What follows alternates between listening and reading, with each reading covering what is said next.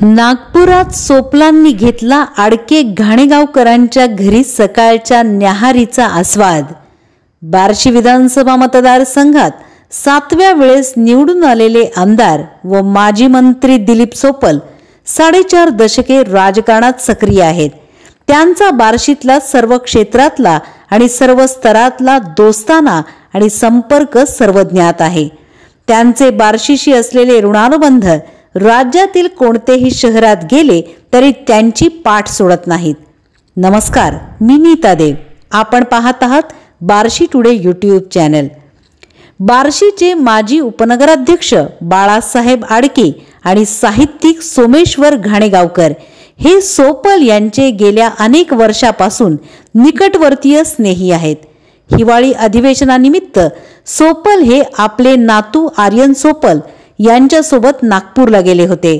नागपूरमध्ये आडके यांचे पुत्र अभियंता अमेय आडके व त्यांच्या पत्नी उपप्रादेशिक परिवहन अधिकारी अर्चना घाणेगावकर आडके यांनी सोपल यांना आमंत्रित केले। आडके घाणेगावकरांचा सोपल यांच्याबरोबरचा जुना जिव्हाळा आहे, त्यामुळे सोपल त्यांच्या निवासस्थानी सकाळच्या प्रहरी न्याहारीसाठी गेले। सोपल यांच्या समवेत युवा नेते आर्यन सोपल, आमदार विजयकुमार देशमुख, आमदार विनायक कोरे, सनदी अधिकारी अविनाश सोलवट, ज्येष्ठ संपादक राजा माने उपस्थित होते।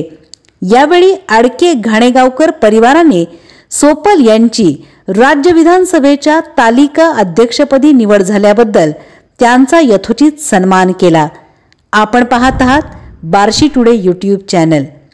सोपल यांच्या पसंतीनुसार गरमागरम उपमा, खमंग पांढरा ढोकळा, नागपूरची प्रसिद्ध खांडवी बर्फी आणि अद्रक इलायचीचा वाफाळलेला चहा असा नाश्त्याचा सांद्र संगीत मेनू होता।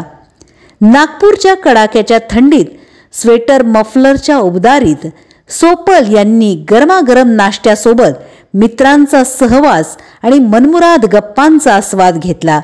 राजकारण, पत्रकारिता, प्रशासन, साहित्य क्षेत्रातील दर्दी मित्रांच्या पंक्तीत सोपल यांनी नागपूरमध्ये ती सकाळ प्रसन्न केली।